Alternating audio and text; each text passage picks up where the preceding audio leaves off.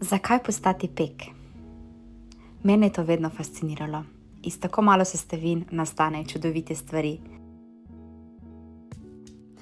Za hlebček kruha potrebuješ v resnici samo nekaj moke, nekaj vode, soli in seveda ljubezni ter svojega časa.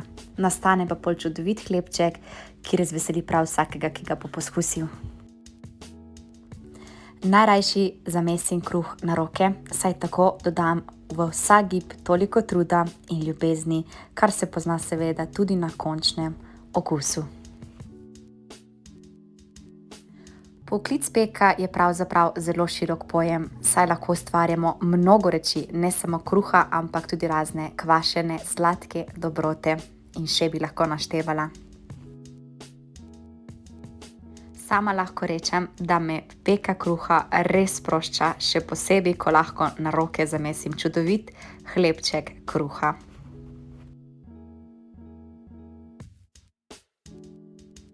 Največje veselje pa ni samo oblikovanje kruha, ampak tudi peka in seveda končni rezultat, ko postaviš svež, pečen, dišeč kruh na mizo.